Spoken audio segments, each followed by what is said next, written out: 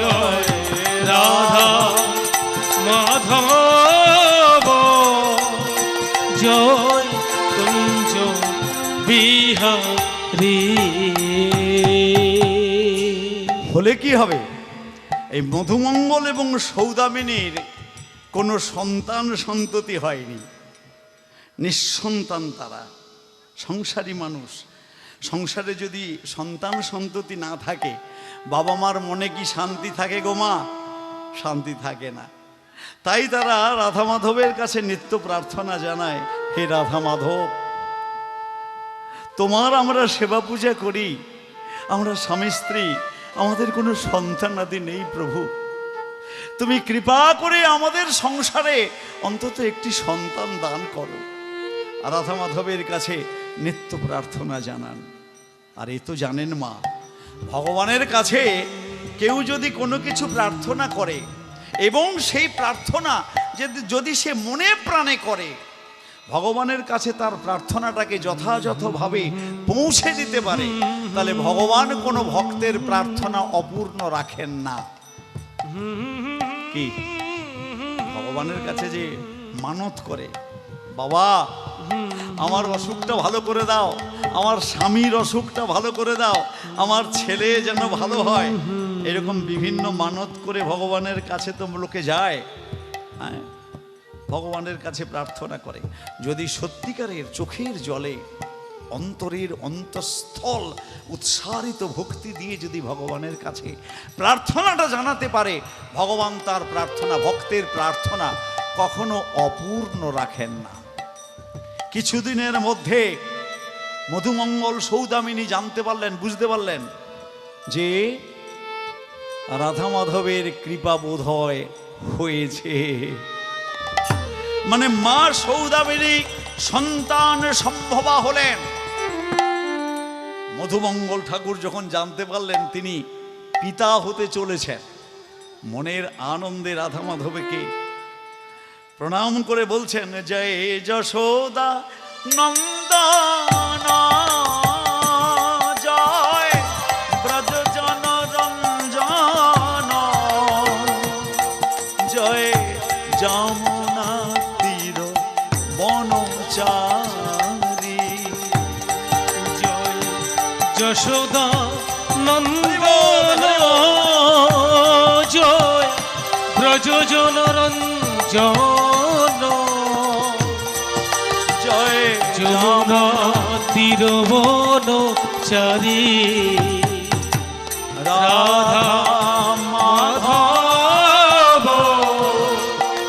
জয় কুঞ্জ বিহারী রাধা মাধব জয় কুঞ্জ বিহারী। হরি বল, হরি বল। ক্রমে ক্রমে 9 মাস 10 দিন অতিক্রান্ত হলো।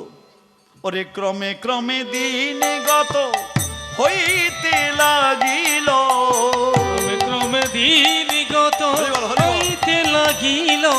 আবার শুভ দিনে শুভক্ষণে পুত্র জন্মিল, শুভ দিনে শুভক্ষণে পুত্র জন্মিল।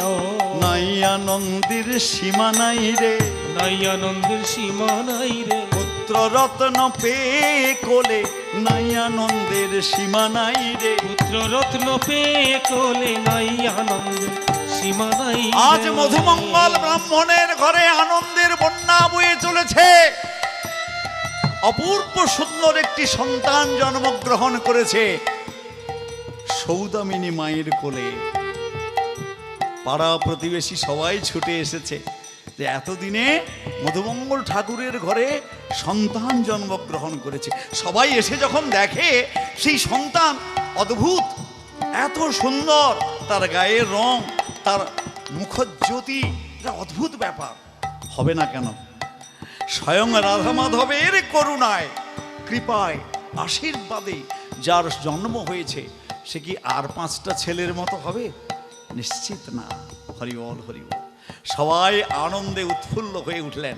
আর মধুমঙ্গল ঠাকুর সেই নবজাত সন্তানের নিজের নামের সঙ্গে সঙ্গতি রেখে নামকরণ করলেন বিল্বমঙ্গল। বিল্বমঙ্গল বলি তাহার নাম যে রাখিল, বিল্বমঙ্গল বলি তাহার নাম যে রাখিল, আমার রাধা মাধবের চরণ তলে সঁপিয়া যে দিল। রাধা মাধবের চরণ তলে সপি আজে দিল। হে রাধা মাধব, তোমার করুণায় যে সন্তান আমি লাভ করেছি, আগামী দিনে সেই সন্তান যেন তোমার ভক্ত হয় প্রভু, তোমার দাস যেন হয়, এই প্রার্থনা তোমার চরণে। এই সন্তানকে তোমার চরণে সমর্পণ করলাম। হরি বল, হরি বল। আমরা যে সবাই জন্মগ্রহণ করেছি এই পৃথিবীর বুকে, আমাদের আসল পরিচয়টা কি জানেন? কি পরিচয়? এই যে আপনাকে যদি বলি আপনার পরিচয় বলুন, কি বলবেন? বলে আমার নাম অমুক, আমার স্বামীর নাম অমুক, আমার গ্রামের নাম অমুক, পোস্ট অফিসের নাম অমুক, থানার নাম অমুক, জেলার নাম অমুক। কি বাবা, এইগুলো বলবেন তো? এটা আমাদের আসল পরিচয় নয়। যে পরিচয়টা আমরা দিই এটা আমাদের এই শরীরের পরিচয়। আর এই শরীরটা তো আমি নই। এই যে শরীরটা, দেহটা, এই দেহটা আমি নই, আপনি নন। আপনি এবং আপনার দেহ, আপনার শরীর দুটো আলাদা বস্তু। বিশ্বাস হয় না? মনে করুন, ভাবুন, এক্ষুনি আমার হার্ট অ্যাটাক হয়ে গেল, কোনো কিছু করে থুম করে পড়ে গেলাম। আপনারা কি বলবেন? চিৎকার আরম্ভ হয়ে যাবে, হা হা হা, এ গোবিন্দও চলে গেছে গো, গোবিন্দও চলে গেল গো, হায় হায় হায় হায়। কোথায় গোবিন্দও চলে গেছে? এই তো শুয়ে আছে গোবিন্দবাবু, এই তো শুয়ে আছে। গোবিন্দবাবু যায়নি তো? কি গো বাবা, গোবিন্দবাবু আছে না চলে গেছে? না, গোবিন্দবাবুর ডেড বডিটা পড়ে আছে, কিন্তু গোবিন্দবাবু নেই। কি গো মা, তাহলে গোবিন্দবাবুর ডেড বডি আর গোবিন্দবাবু দুটো আলাদা বস্তু তো। আপনি যদি এক্ষুনি, ভগবান না করুন, মহাপ্রভু আপনাকে দীর্ঘজীবী করুন, কোনো কারণে এক্ষুনি যদি আপনার কিছু হয়ে যায়, সবাই কি বলবে? হা হা হা হা, অম্বুক চলে গেল। কোথায় গেছে? এই তো শুয়ে আছে। বলে বডিটা পড়ে আছে, আসল লোকটা নাই। সেই জন্য গীতায় বলেছেন ভগবান, নৈনং ছিন্দন্তি শস্ত্রাণি নৈনং দহতি পাবকঃ ন চৈনং ক্লেদয়ং তাপো ন শোষয়তি মারুতঃ। আগুন আপনাকে পোড়াতে পারে না, অস্ত্র আপনাকে কাটতে পারবে না, জল আপনাকে ভিজাতে পারবে না, বাতাস আপনাকে শোষণ করতে পারবে না। কি বলছেন মশাই? শ্মশানে নিয়ে গিয়ে যে আগুনে পুড়িয়ে দেওয়া হয়, যেটা পোড়ানো হয় সেটা আপনার ডেড বডি, মৃতদেহ। আপনি যখন দেহ ছেড়ে চলে যান তখন ওই দেহটাকে পোড়ানো হয়। তার আগে আপনি দেহ ছেড়ে পকার পার। কি বাবা, তাহলে এই দেহটা কি না? এটা একটা খাঁচা। এটা হচ্ছে একটা খাঁচার মতো। খাঁচায় যেমন পাখি থাকে, ওরে খাঁচার ভিতর অচিন পাখি কেমনে আসে যায়। খাঁচার ভিতর অচিন পাখি কেমনে আসে যায়। এই খাঁচার ভিতর অচিন পাখি কেমনে আসে যায়। খাঁচার ভিতর অচিন পাখি কেমনে আসে যায়। তারে ধরতে পারলে মন বেড়ি, ধরতে পারলে মন বেড়ি দিতাম পাখির পায় কেমনে আসে যায়। ও খাঁচার ভিতর অচিন পাখি কেমনি আসে যায়, খাঁচার ভিতর অচিন পাখি কেমনে আসে যায়। সেই পাখিটাই শরীরের ভেতরে কি করে এলো? মাতৃগর্ভে যখন জন্ম, ভ্রূণ আকারে যখন জন্ম নিয়েছিলাম, কিভাবে সেই পাখিটা, অচেনা পাখিটা, আত্মাটা কি করে এলো শরীরের মধ্যে? আবার শরীর থেকে যখন বেরিয়ে যায়, কিভাবে যায়, কোথায় যায় জানেন কিছু? সেই আত্মাটাকে আপনি দেখেছেন? আপনার যে আসল আত্মা এই শরীরের ভেতরে বসবাস করে আছে, সে আছে বলে আমি জীবিত, গান গাইছি, নাচছি, কথা বলছি। সে চলে গেলে আমি মৃত। সেই আত্মাটাকে দেখা যায় না? দেখা যায় না? দেখা যায়? দেখা যায় না? কে বলে দেখা যায় না? বেদান্ত ভাষ্য বলছেন আত্মানম বিদ্ধি, আত্মাকে জানা যায়, আত্মাকে দর্শন করা যায়। আত্মদর্শন কিভাবে দেখা যায়? না আমরা কোনো কিছু দেখি, কি দিয়ে দেখি? ও মা বলুন, আমরা যা কিছু দেখি কি দিয়ে দেখি? চোখ দিয়ে দেখি। ভগবান আমাদের দেখার জন্য চোখ দিয়েছেন। কটা চোখ দিয়েছেন? দুটো চোখ। ছোটবেলায় নামটা পড়ে শতকিয়া পড়েছেন তো?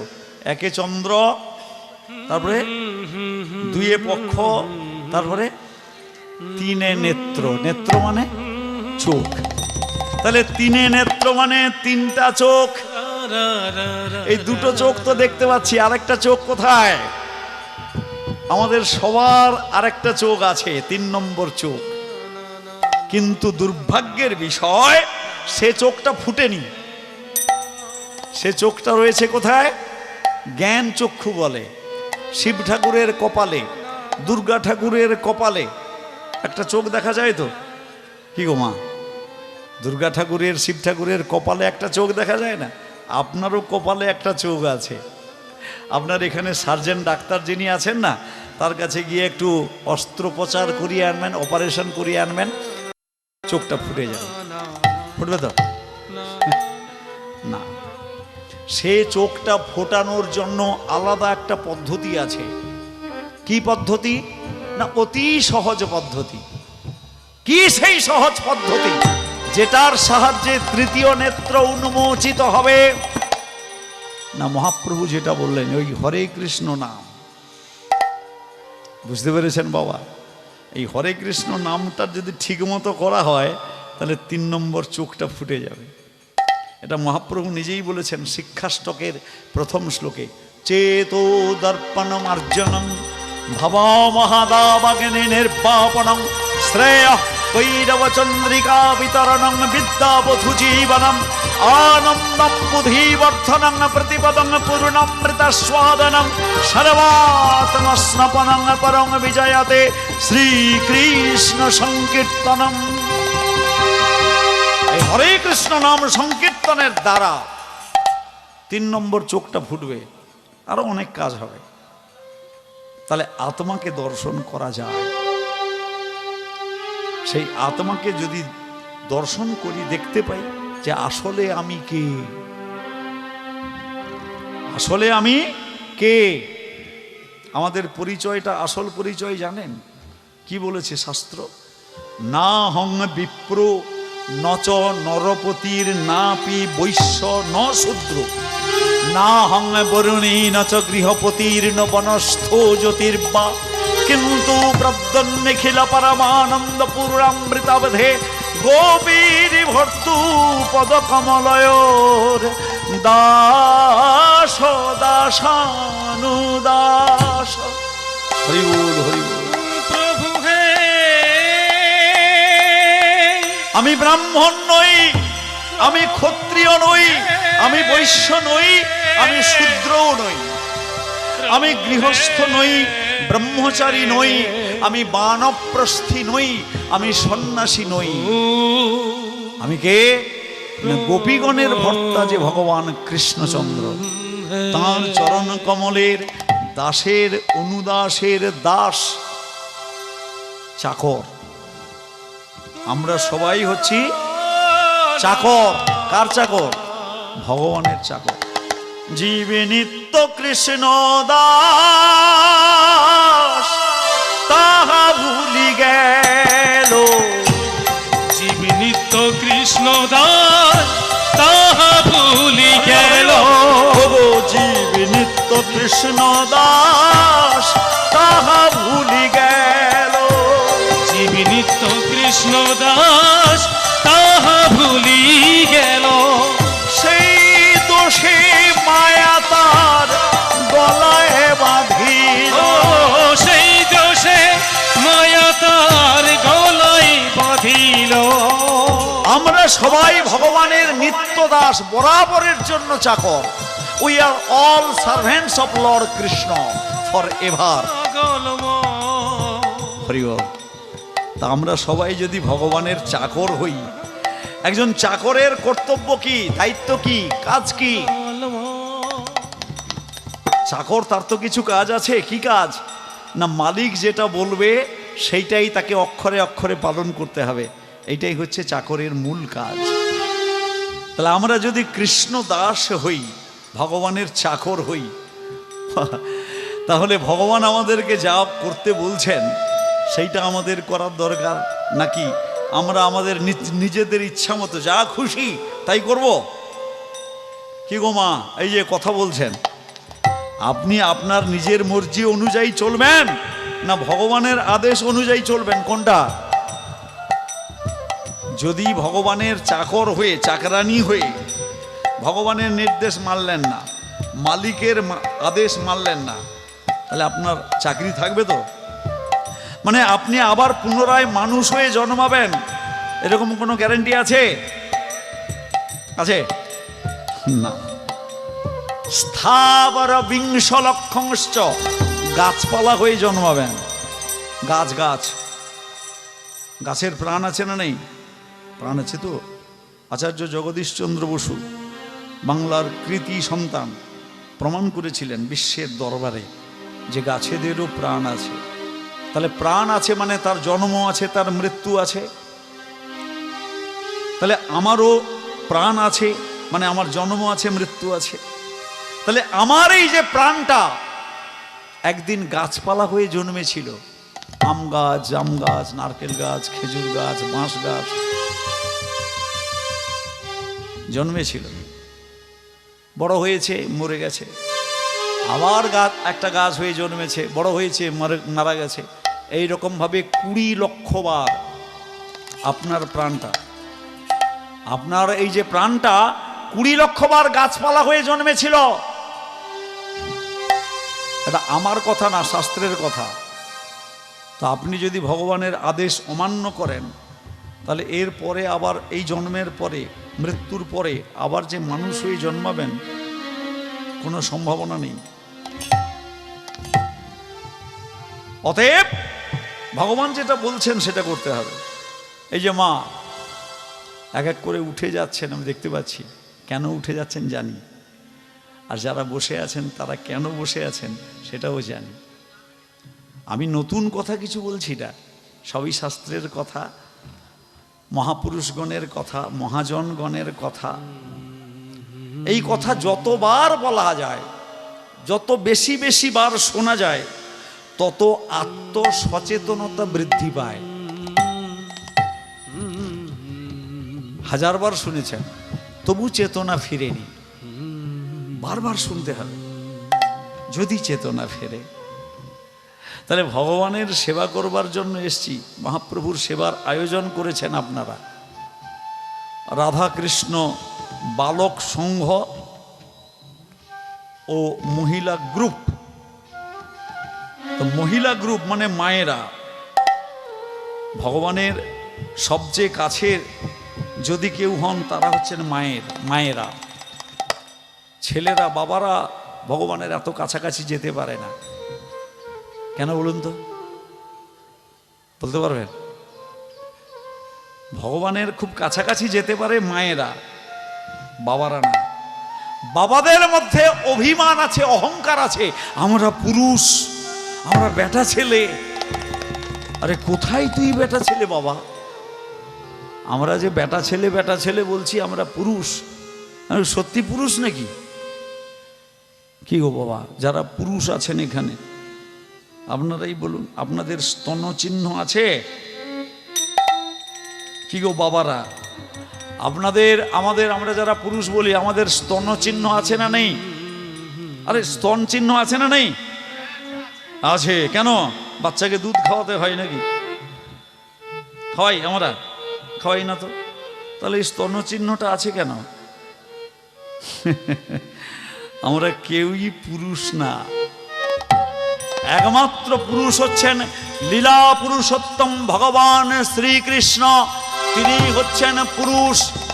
এতে চাংস কলা পুংস কৃষ্ণস্তু ভগবান স্বয়ং ইন্দ্রারি ব্যাকুলং লোকং মৃডয়ন্তি যুগে যুগে। আমরা সবাই হচ্ছি স্ত্রী জাতি। একমাত্র পুরুষ হচ্ছেন ভগবান কৃষ্ণ। এই বোধটা আমাদের আসে না, বেটা ছেলেদের আসে না, কিন্তু মায়েদের আসে, অনায়াসে। আর মায়েরা সন্তানকে যতখানি স্নেহ, মমতা, ভালোবাসা দিয়ে লালন পালন করতে পারেন, বাবারা সেভাবে পারেন না। সেই জন্য নার্স মানে সেবিকা। বেটা ছেলে নার্স যদিও আছে, কিন্তু বেশিরভাগ ক্ষেত্রে হসপিটালে যে রোগীদের শুশ্রূষা পরিষেবা দেওয়ার জন্য নার্স নিয়োগ করা হয়। মায়েরা যতটা সেবা করতে পারেন, বাবারা সেভাবে পারেন না। পদ্মাবতী ভগবানের সান্নিধ্য লাভ করেছিলেন, ডাইরেক্ট কৃপা লাভ করেছিলেন জয়দেব পদ্মাবতীর মধ্যে। জয়দেব সেটা পাননি। কি বাবা? সরগরল খণ্ডনং মম শিরসি মণ্ডনং। আর লিখতে পারেনি জয়দেব, চলে গেছে স্নান করতে। জয়দেবের ছদ্মবেশে স্বয়ং ভগবান এসে পাদ পূরণ করলেন। দেহি পদ পল্লব মুদারম। কি জয়দেব পালা শুনেছেন তো? পদ্মাবতী সেই জয়দেব রূপী ভগবান কৃষ্ণের সেবা করলেন, তার চরণ সেবা করেছিলেন, তাকে খাইয়ে দিয়েছিলেন। পরে যখন আসল জয়দেব আসে, অবাক হয়ে গেছে। পদ্মাবতী খেতে বসেছে। আরে পদ্মাবতী, স্বামী মানে আমি না খেলে তুমি তো কোনোদিন খাও না, তুমি খেতে বসে গেছো মানে? পদ্মাবতী অবাক, বলছে প্রভু আপনি তো ঘরের মধ্যে বিশ্রাম করছিলেন, আপনি তো ঘুমিয়ে পড়েছিলেন, আপনার চরণ সেবা করে আমি তো আপনার প্রসাদ মানে আপনার খাওয়ার থালায় আমি খেতে বসেছি, আর আপনি বাইরের থেকে স্নান করে এলেন, আমি কিছু বুঝতে পারছি না। তার মানে না, আপনি তো এসে বললেন যে অসমাপ্ত পদটা পূরণ করব, আমার গ্রন্থটা নিয়ে এসো। আমি গ্রন্থ এনে দিলাম, আপনি নিজের হাতে লিখলেন, লিখে প্রসাদ পেতে বসলেন, প্রসাদ পাওয়া হলো, ঘরের মধ্যে ঘুমাতে গেলেন, আমি আপনার চরণ সেবা করলাম, আপনি ঘুমিয়ে গেলেন, তারপরে আমি এসে প্রসাদ পেতে বসেছি, আবার আপনি স্নান করে ফিরে আসছেন। এর মানেটা কি? জয়দেব হতভম্ব হয়ে গেছে। বলে নিয়ে এসো তো দেখি শাস্ত্রটা, গ্রন্থটা, কি পাদ পূরণ করেছি আমি দেখি। যখন গ্রন্থ নিয়ে এলেন, লেখা আছে স্মরগরল খণ্ডনম মম শিরসি মণ্ডনম দেহি পদ পল্লবমুদারম।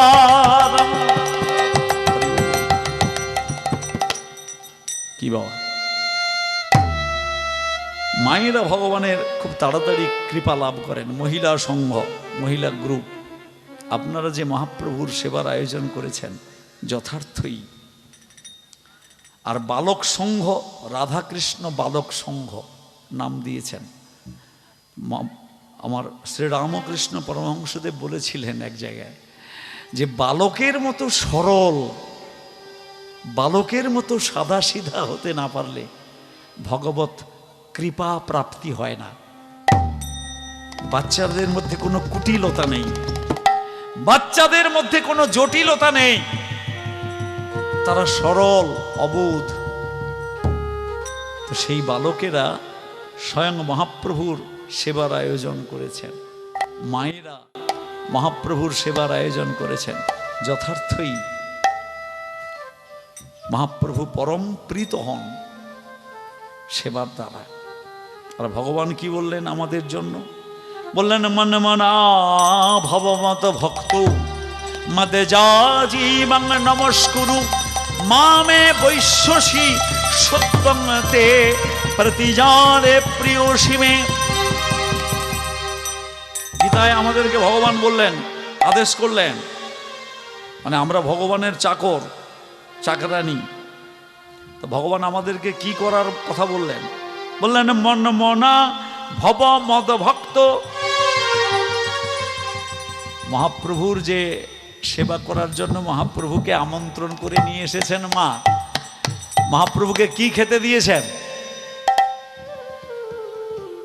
কি গো, মহাপ্রভুকে খেতে দেননি? নিমন্ত্রণ করে নিয়ে এসে খেতে দেননি না খেতে দিয়েছেন? কি খেতে দিয়েছেন? বলে এই আপেল, আঙ্গুর, শশা, ফলমূল, মিষ্টি, বাতাসা এগুলো খেতে দিয়েছে। মহাপ্রভু বলছেন, আরে এগুলো তো আমার সৃষ্টি। আপেল, আঙ্গুর এগুলো কি আপনি বানান, আপনি তৈরি করেন প্রকৃতিতে? না, ভগবানের সৃষ্টি। জল, বাতাসা সবই তো আমার সৃষ্টি। তাহলে আমার জিনিস দিয়ে আমাকে সেবা করছো, বাহ! তাহলে তোমার কৃতিত্ব কোথায়? তোমার বাহাদুরিটা কোথায়? আরে তোমার কিছু ব্যক্তিগত নিজস্ব জিনিস কিছু আমাকে দাও, তবেই তো আমি সেটা গ্রহণ করব। আপনার নিজস্ব জিনিস কোনটা? না আপনার মন, আপনার ভক্তি, আপনার শ্রদ্ধা, আপনার বিশ্বাস, আপনার নিষ্ঠা।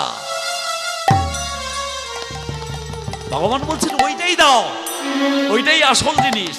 মন মনা ভব মদ ভক্ত মদ যাজি মঙ্গ নমস্কুরু মামে বৈশ্বসী সত্যং তে প্রতিজানে প্রিয়সী মে। শ্রীমদ্ ভগবদ গীতায় বললেন ভগবান, সর্বধর্মান পরিত্যজ্য মামেকং শরণং ব্রজ অহং তাং সর্বপাপেভ্যো মোক্ষয়িষ্যামি মা শুচঃ। তোমার মনটা দাও, কতখানি আগ্রহ, কতখানি আমার প্রতি তোমার টান, তোমার ভালোবাসা। তুমি আমাকে কতখানি ভালোবেসেছো, কতখানি আগ্রহ নিয়ে আমাকে নিমন্ত্রণ করে নিয়ে এসেছো, কতখানি আগ্রহ সহকারে আমাকে ভোগ লাগিয়েছো, সেইটা আমি 16 আনা গ্রহণ করি। কটা ফল দিয়েছো, কটা মিষ্টি দিয়েছো, কটা ব্যঞ্জন করেছো, কতটা অন্ন দিয়েছো, এগুলো আমার দেখার দরকার লাগে না, এগুলো আমি ততখানি দেখি না।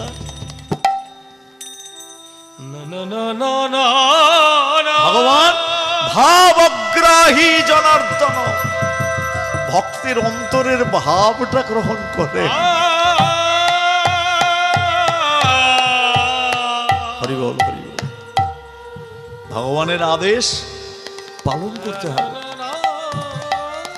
ভগবান আদেশ তো এই করলেন, পত্রং পুষ্পং ফলং তোয়ং যো মে ভক্ত প্রযচ্ছতি। ভগবান বিশাল কিছু চান না, বলেন পাতা, পত্রং, পুষ্পং ফুল, জল আর ফল। আরেকবার ভালো করে শুনে নিন, এই যে ভগবান কি চাইছেন আপনার কাছে? ভগবান চাইছেন আমাকে একটু পাতা দিবে, একটু ফুল দিবে, একটু ফল দিবে আর জল দিবে, তাতেই আমি সন্তুষ্ট।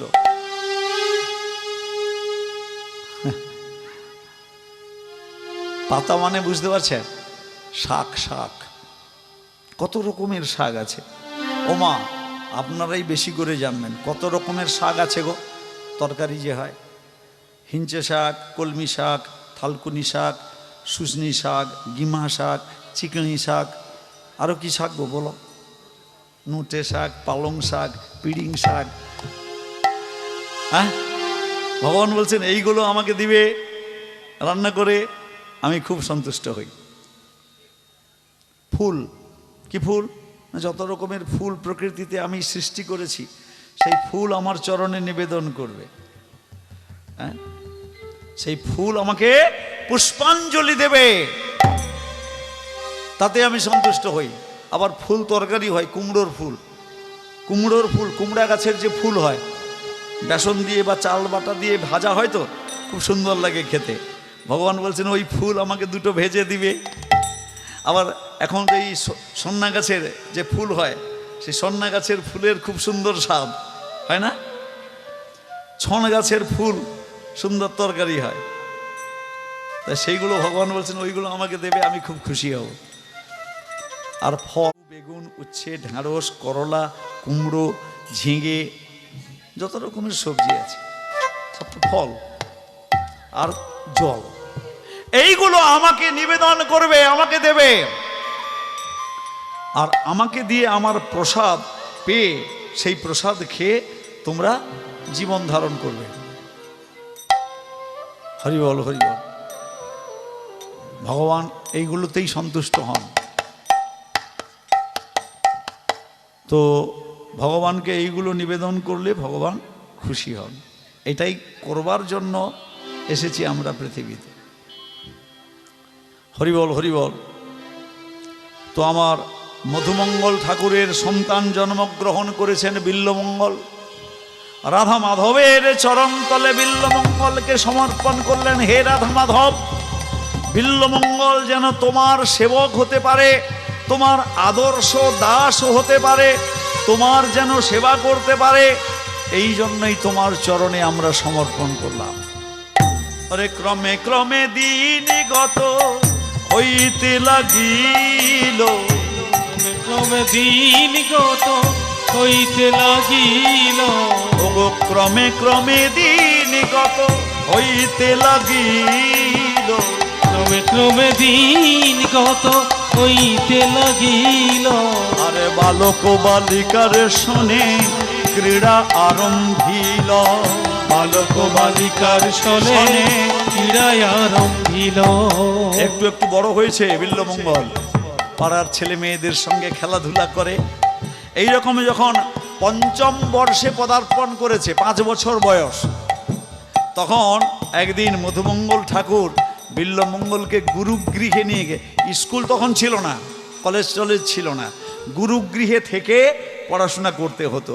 বিল্বমঙ্গলকে নিয়ে গেছেন নিকটবর্তী এক গুরুর বাড়িতে, নিয়ে গিয়ে ভর্তি করে দিয়েছেন। গুরুদেবকে বললেন, গুরুদেব, এই আমার এই ছেলেটি ব্রাহ্মণের ছেলে, যাতে শাস্ত্র অধ্যয়ন করতে পারে, যাতে ঠিকমতো সব কিছু অধ্যয়ন করতে পারে, বুঝতে পারে, পড়তে পারে, সেই রকমভাবে আমার ছেলেকে একটু পড়ান। ক্রমে দিনে দিনে বালক হইয়া খেলিত বালক সহ, ও সে ক্রমে দিনে দিনে বালক হইয়া খেলিত বালক সহ।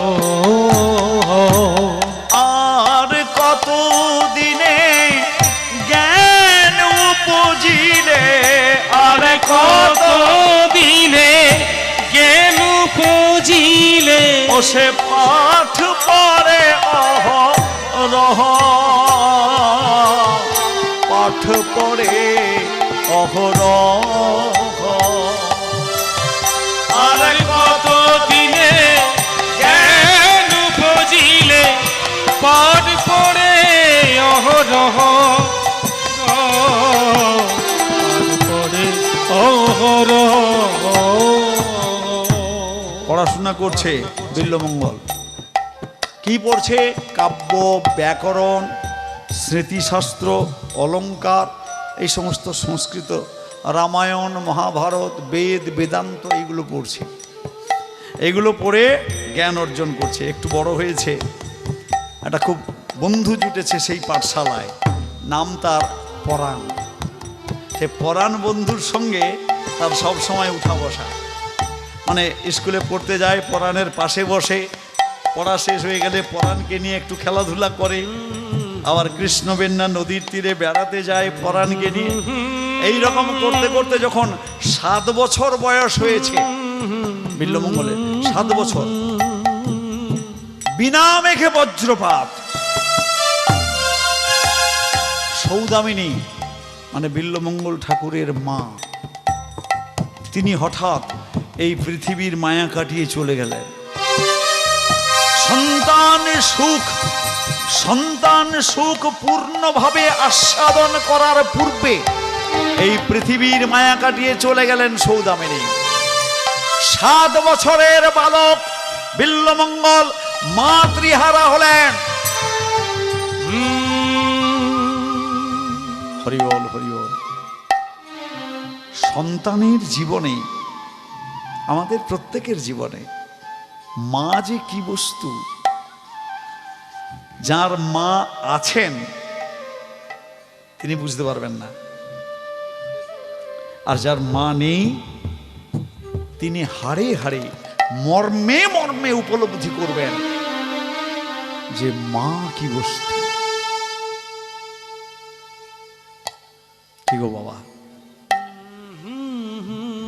বাবা আর মা, এই দুজনের মধ্যে বড় কে? মা বড় না বাবা বড়? কে বলছেন? আপনি বলছেন মা বড়। ও মা, শাস্ত্র কি বলছে?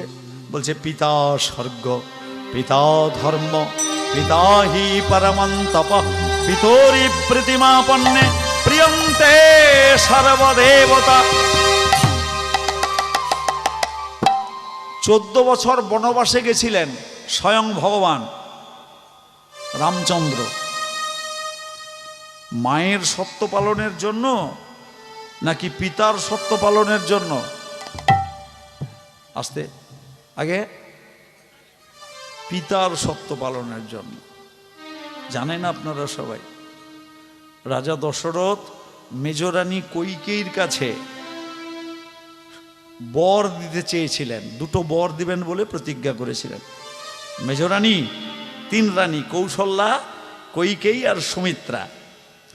তো রাজার হাতে ব্রণ বেরিয়েছিল, বরণ, তো সেটা খুব যন্ত্রণাদায়ক হয়েছিল। মেজরানী কইকেয়ী খুব যত্ন করে পরিষেবা দিয়ে সেবা টেবা করে ব্রণটা আরোগ্য করেছিলেন। সন্তুষ্ট হয়ে রাজা দশরথ বলেছিলেন, মেজরানী তোমার সেবায় আমি খুব সন্তুষ্ট হয়েছি, তোমাকে আমি 2টো বর দেব। কি বর চাও বলো? কইকেয়ী বলেছিলেন, এখন আমার বরের দরকার নেই, যখন দরকার হবে তখন চেয়ে নেব। এবার কালক্রমে কৌশল্যার, বড় রানী কৌশল্যার ছেলে রামচন্দ্র রাজা হবে অযোধ্যার। মহা ধুমধাম, চতুর্দিকে আনন্দের বন্যা বয়ে যাচ্ছে। যেদিন রাজ্যাভিষেক হবে তার আগের দিন মেজরানী কইকেয়ীকে তার দাসী মন্থরা, কুঁজি মন্থরা এরকম করে চলে। তার শরীরটা যেমন কুঁজা, তার মনটাও তেমনি কুঁজা। সে কইকেয়ীকে এসে বলছে, কি গো মা, তোমার বুদ্ধি শুদ্ধি কি সব লোপ পেয়ে গেছে? কেন বলতো? আরে কেন? তুমি দেখতে পাচ্ছ না, তোমার বড় সতীন কৌশল্যা, তার ছেলে হবে রাজা। তোমার কি ছেলে নেই গা? না তোমার ছেলে কি অযোগ্য নাকি? তোমার ছেলে তো ভরত, সেও তো জ্ঞান বুদ্ধি সবকিছু আছে, তোমার ছেলে রাজা হতে পারেনি। এ অযোধ্যার রাজা তোমার ছেলে হতে পারেনি, রাম রাজা হবে। আর রাম যদি রাজা হয়, তোমার সতীন কৌশল্যা সে হবে রাজমাতা, আর তুমি হবে তার দাসী বান্দি। তোমার কি বুদ্ধি শুদ্ধি কিচ্ছু নেই? ছি ছি ছি ছি। কইকেয়ী তো অবাক, বলে দেখ মন্থরা, তুই আমাকে এরকম পরামর্শ দিস না। আরে রাম সে কি আমার ছেলে নয়? আমাদের মধ্যে কোনো প্রভেদ আছে? আরে কৌশল্যা সে তো আমারই দিদি, তোমার বুদ্ধি শুদ্ধি কিচ্ছু নাই। কি বলবো? আরে ভরত যদি রাজা হয় তুমি হবে রাজমাতা, তোমার সম্মান কোথায় জানো? উফ, এই মেয়ে ছেলেকে কে বুঝাবে?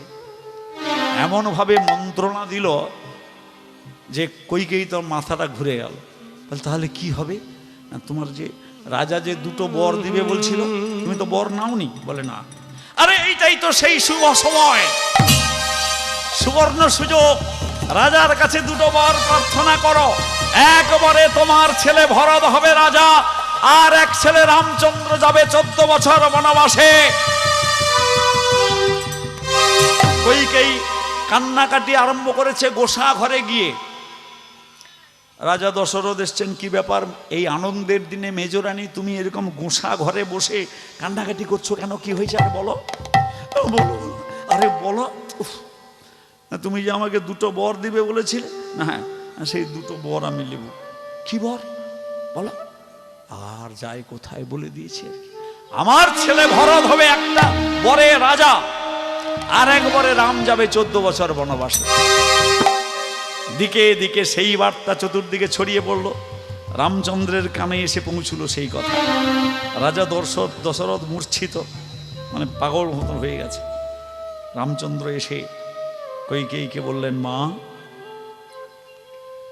তোমার ছেলে ভরত আর আমি, আমাদের মধ্যে কোনো প্রভেদ নেই। ভরত রাজা হবে, কোনো অসুবিধা নেই। আর তুমি তো চেয়েছো আমি 14 বছর বনবাসে যাই। ঠিক আছে মা, আমি 14 বছর বনবাসে যাব। যেহেতু বাবা সত্য করেছিলেন পিতৃ সত্য পালনের জন্য আমি 14 বছর বনবাসে যাব, তাতে আমার কোনো দুঃখ নেই। কৌশল্যা শুনে বললেন, রামের মা বলেন, কি ওই ডাইনি ওই পিশাচির কথায় তুই যাবি 14 বছর বনবাসে? যেতে হবে না। মা, আমার বাবা আমার পিতা সত্য করেছেন, পিতার সত্য পালনের জন্য আমাকে 14 বছর বনবাসে যেতে হবে। মা, আমাকে যেতে হবে।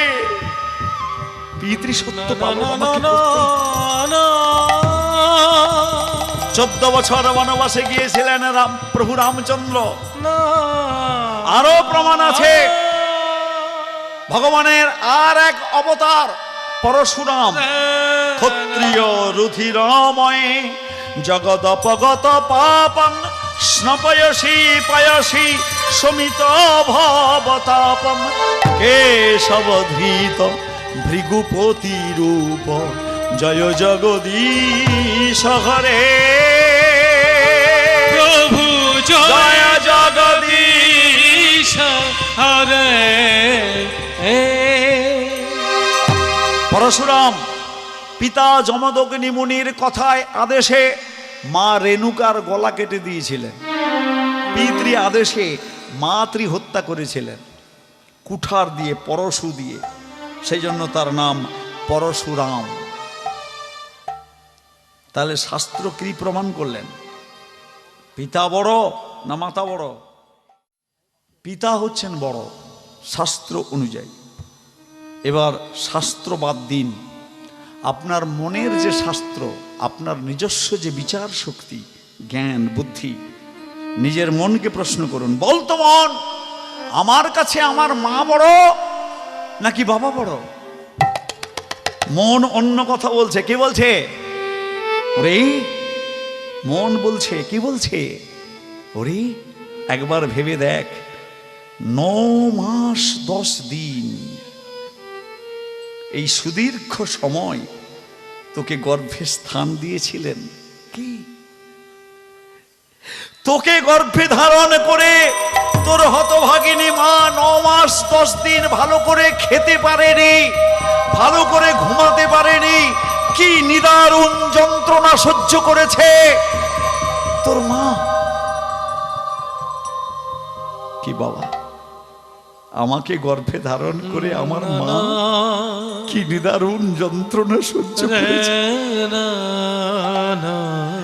সেটা আমরা কল্পনাও করতে পারবো না। কত মা তো সন্তানকে জন্ম দিতে গিয়ে মৃত্যুবরণ করেন, জীবনের ঝুঁকি নিয়ে, প্রাণের ঝুঁকি নিয়ে যিনি আমাকে এই পৃথিবীর আলো দেখিয়েছেন, না না না, সেই মা আমার কাছে বড় হবে না? তো কে বড় হবে? সেই মাকে আমি কোথায় রাখবো? সেই মায়ের থাকার জায়গা কোথায়? জননী গো, মাথায় মাথায়। এটার নাম তো মাথা। মাথাকে গো পিতা থাকেন বুকের মাঝে। মাথায় আমার মাথাকে গো পিতা থাকে বুকের মাঝে। আমার দুটি চোখের জলে যেন দুজনের পা ভিজে।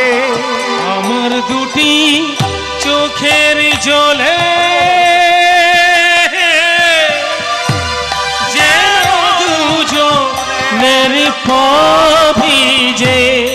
মাথায় আমার মাথাকে গো পিতা থাকে বুকের মাঝে। মাথায় আমার মাথাকে গো পিতা থাকে বুকের মাঝে। তাহলে আমার সেই হতভাগিনী মায়ের থাকার জায়গা হচ্ছে মাথা। হরি বল। আর আমরা এখনকার বুদ্ধিজীবী সম্প্রদায়, যারা একটু শিক্ষিত সম্প্রদায়, বেশিরভাগ, সবাই নয়, সেই মা বাবাকে মাথায় রাখার পরিবর্তে কোথায় রাখি? কোথায় রাখি? ওল্ড এজ হোম, বৃদ্ধাশ্রম। হ্যাঁ, আমার একটি গান একসময় বেরিয়েছিল, খুব হিট হয়েছিল, কি কইবা গো বেই পো বউ তো চোখে দেখলানি।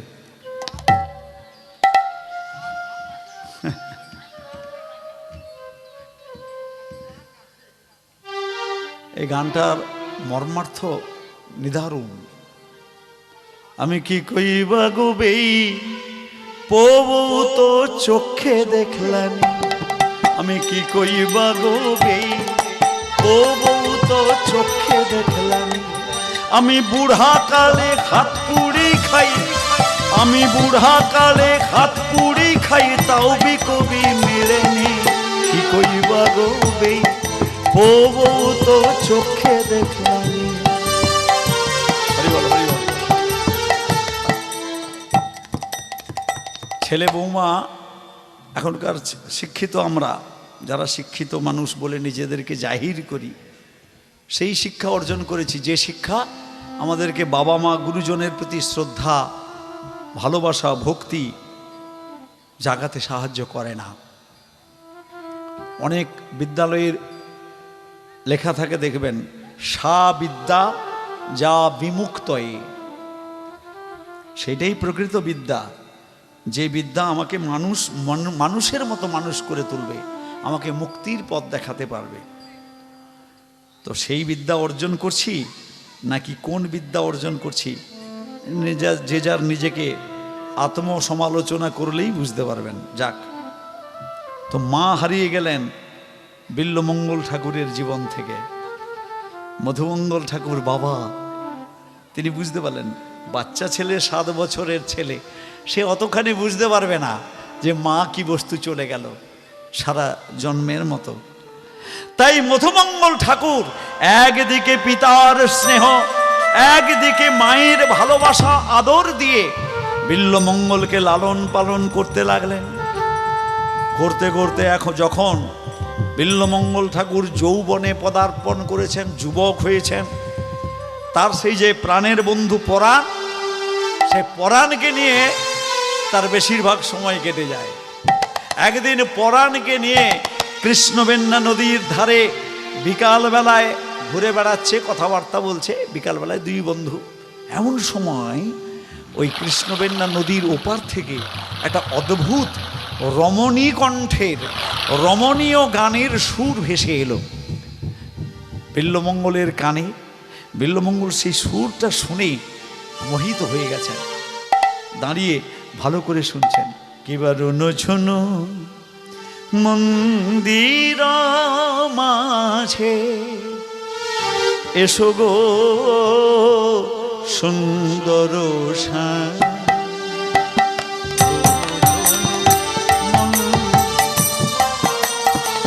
যে এসো গো সুন্দর রুনো ঝুনো মন্দির মাঝে এসো গো সুন্দর শ্যাম।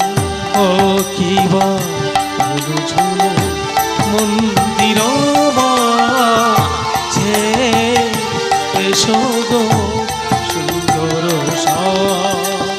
রহগিরিধারী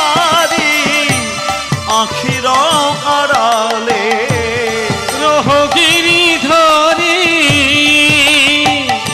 আখির আড়ালে সুন্দর নয়নাভিরা রুনো ঝুনো মন্দির মাঝে এসো গো সুন্দর শ্যাম।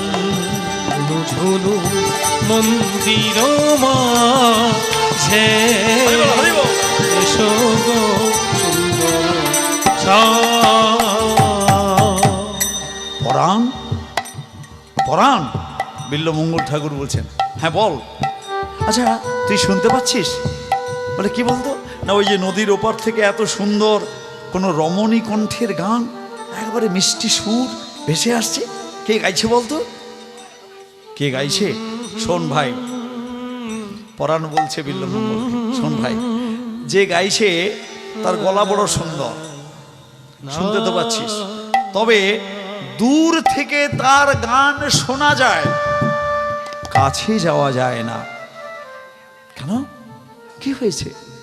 আরে যে গাইছে সে হচ্ছে এক দেহ প্রসারিণী বেশ্যা। তার নাম চিন্তামণি। চিন্তামণি? বলে হ্যাঁ। আরে বেশ্যা হোক যাই হোক, এত সুন্দর কণ্ঠস্বর, এত সুন্দর গলা, তাকে দেখতে ইচ্ছে করে না? আরে যার গান শুনতে ভালো লাগে তাকে দেখতেও তো ইচ্ছে করে। লোকে 500 টাকা 1000 টাকা টিকিট কেটে মান্না দেখে সন্ধ্যা মুখোপাধ্যায়কে চলে গেলেন হরিবল, লতা মঙ্গেশকরকে দেখতে যায়। তো কেন যায়? তার কণ্ঠস্বর এত সুন্দর, তাকে একবার চোখের দেখা দেখব। ওরে ভাই পরাণ, আমার প্রাণটা চাইছে আমি একবার চিন্তামণিকে দেখব। কত সুন্দর সে, কত সুন্দর তার গানের গলা। বলে ভাই যেতে পারিস, কিন্তু গেলে তোর বদনাম হয়ে যাবে। হোক।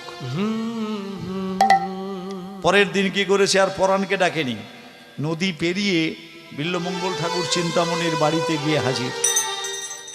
বিকালবেলায় চিন্তামণি বৈকালিক প্রসাধন করছেন, চোখে কাজল পরছেন, ঠোঁটে ওষ্ঠরঞ্জনী লেপন করছেন, লিপস্টিক যাকে বলে, পায়ে আলতা পরছেন, কেশ বিন্যাস করছেন, এই সমস্ত সাজছেন। মায়েরা বিকালবেলায় সাজে, সাজছেন। আর বিল্বমঙ্গল ঠাকুর এসে দাঁড়িয়েছেন সামনে। নবযৌবন ব্রাহ্মণের ছেলে, অপূর্ব সুন্দর দর্শন দেখতে। তো চিন্তামণি যখন তাকিয়ে দেখে একজন নতুন খদ্দের এসেছে, তো যেমন করেন চিন্তামণি তেমনি সাদর আহ্বান জানালেন, আসুন আসুন আসুন। কে এসেছেন? আসুন। বলে আসন পেতে দিয়েছে, বসুন। বসেছেন। বলে আপনার আগে তো আপনাকে কখনো দেখিনি। বলে না। না কি নাম আপনার? না আমার নাম বিল্বমঙ্গল। বিল্বমঙ্গল? বাহ, খুব সুন্দর নাম। তা ঠিক আছে, আমি একটু বেশি বিন্যাস করে নিই, তারপরে আপনাকে সঙ্গ দেব। বলে না না। বিল্বমঙ্গল ঠাকুর বলছেন, আমি সেজন্য আসিনি। না তবে? না আপনি যে কাল বিকেলবেলায় গান গাইছিলেন, তা অপূর্ব সঙ্গীত, সুরমূর্ছনা আমার হৃদয়টাকে দ্রবীভূত করে দিয়েছে। আমি আরেকবার সে গানটা শুনতে চাই। ও গান শুনতে চান? বলে হ্যাঁ। আখি দীপ জালি আধারে দীপালি অধরি মুরলি এসো বনমালি। আখি দীপ জালি আধারে দীপালি অধরে মুরলি এসো বনমালি। আখি দীপ জালি আধারে দীপালি অধরে মুরলি এসো বনমালি। আখি দীপ জালি আধারে দীপালি অধরে মুরলি এসো বনমালি। দাসী তব মীরা, দাসী তব মীরা, দাসী তব মীরা, দাসী তব মীরা চলে ব্রজধাম রুনুঝুন মন্দির মাঝে এসো গো সুন্দর ঝুল মন্দির মাঝে এসো গো সুন্দর। হৃদয় গৌর হরি প্রেমানন্দে হরি হরি বল।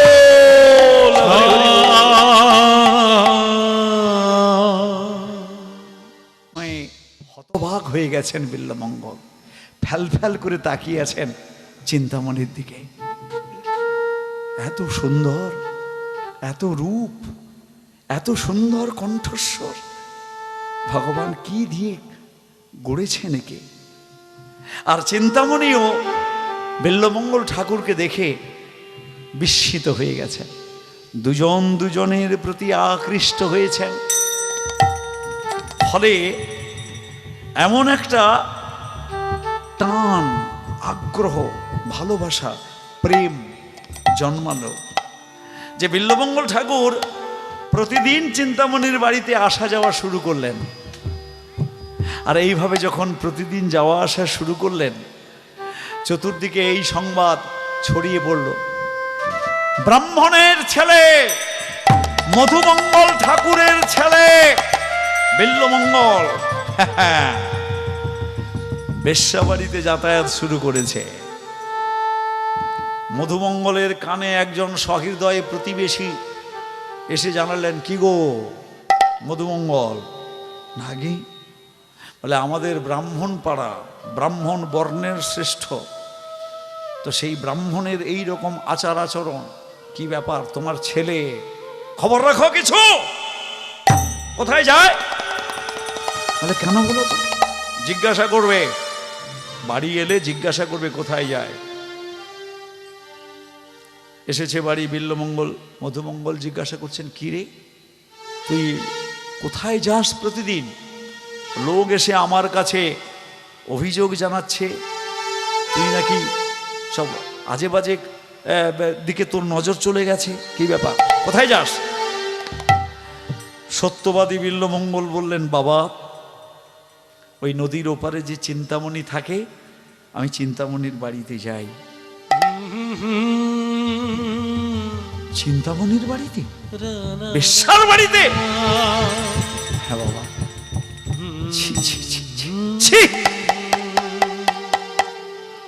ব্রাহ্মণ সমাজের কলঙ্ক। আরে বর্ণশ্রেষ্ঠ ব্রাহ্মণ, যত যদা চরতি শ্রেষ্ঠা স্তত্ব দেবে তরোজনা সযৎ প্রমাণং কুরুতে লোকস্তদনুবর্ততে। ব্রাহ্মণ বর্ণশ্রেষ্ঠ, আমরা যেরকম আচার আচরণ করব অন্যান্য মানুষ আমাদেরকে অনুসরণ করবে, আমাদেরকে অনুকরণ করবে। শ্রেষ্ঠ ব্যক্তিরা যেরকম যেরকম আচরণ করে সাধারণ মানুষেরা সেই রকম আচরণ করতে প্রবৃত্ত হয়। এটাই শাস্ত্রীয় বিধান। এটা শাস্ত্রে বলা হয়েছে। সমাজে যারা মাথা, যারা শ্রেষ্ঠ ব্যক্তি, আমরা যাদেরকে শ্রদ্ধা ভক্তি করি, তারা যেরকম আচরণ করবে আমরা সাধারণ মানুষ সেরকমই করব নাকি বাবা? অন্যভাবে নেবেন না। বিডিও অফিসে, বুঝলেন, বিডিও অফিসে আমাদের রেশন কার্ডের একটু গন্ডগোল ছিল, গন্ডগোলটা ঠিক করতে গেছে। আর যে পিয়ন যে আছে সে বলছে, কি গো দাদা, কোথায় আসছো? এই যে বিডিও অফিসে। কি ব্যাপার? এই রেশন। আচ্ছা ঠিক আছে, 100 টাকা লাগবে। 100 টাকা সাহেবকে দিলে তো সঙ্গে সঙ্গে করে দেবে। 100 টাকা? হ্যাঁ, আচ্ছা হোক, দেবো না হয়। এই যে কথাটা বলল 100 টাকা লাগবে, এই সাহসটা পেল কোথা থেকে? এই সাহসটা পেয়েছে কোথা থেকে? তার উপরওয়ালা 1000 টাকা নেয়, তার উপরওয়ালা 10,000 টাকা নেয়, তার উপরওয়ালা 1,00,000 টাকা নেয়, তার উপরওয়ালা কোটি টাকা নেয়। কি নাই তো? এগুলো সংবাদ মাধ্যমে আমরা তো জানতে পারছি পরপর। তাহলে যদ্যদা চরতি শ্রেষ্ঠা তত্ত্ব দেবে তরজনা, চুইয়ে চুইয়ে আসছে। বাবা, আমরা ব্রাহ্মণ, আমরা যদি এরকম নিন্দনীয় আচরণ করি, সমাজের মানুষ কি শিক্ষা পাবে আমাদের কাছ থেকে? আর তুই তো এত শাস্ত্র অধ্যয়ন করেছিস, বেদ বেদান্ত নীতিশাস্ত্র সমস্ত অধ্যয়ন করেছিস, পড়েছিস, তাহলে তোর এরকম অধঃপতন হলো কি করে? নিরুত্তর বিল্বমঙ্গল। কিছুদিন যাওয়া বন্ধ হয়ে গেল না, কিন্তু হরিবল হরিবল, একবার যখন কোনো জায়গায় মনটা বাঁধা পড়ে যায়, হাজার বাধা, হাজার নিষেধ তাকে রোধ করতে পারে না। কিছুদিনের পরে আবার বিল্বমঙ্গল ঠাকুর যাতায়াত শুরু করলেন।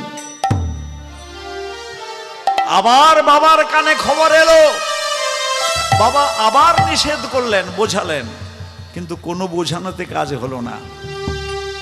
মধুমঙ্গল ঠাকুর ক্রমশ দুশ্চিন্তাগ্রস্ত হয়ে শারীরিকভাবে মানসিকভাবে বিধ্বস্ত হয়ে পড়লেন।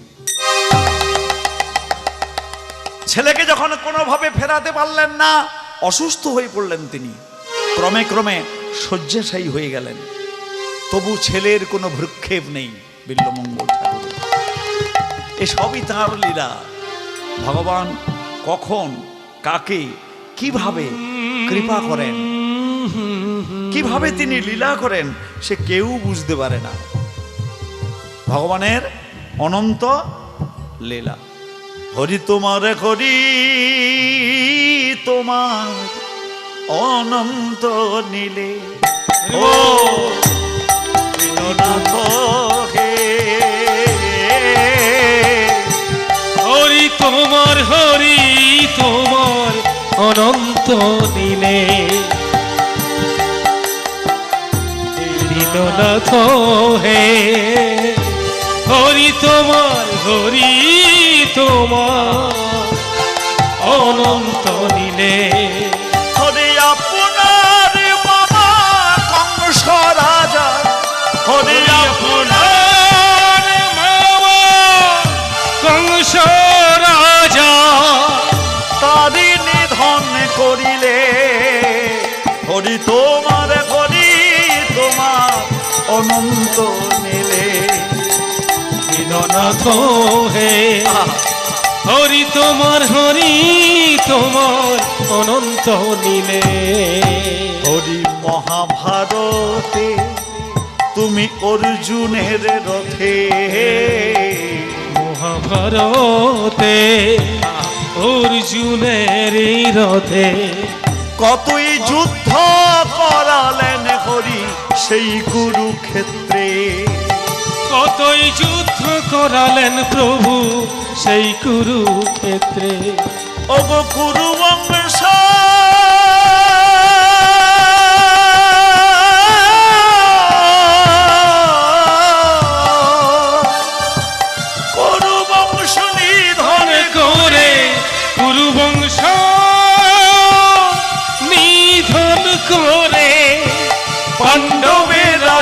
দিলে হরি তোমার অনন্ত নীলে গো দীননাথ হরি তোমার অনন্ত নীলে গো দীননাথ হরি তোমার অনন্ত দিলে অনন্ত লীলাময় ভগবান তার লীলা কে বুঝতে পারে। এইরকম যখন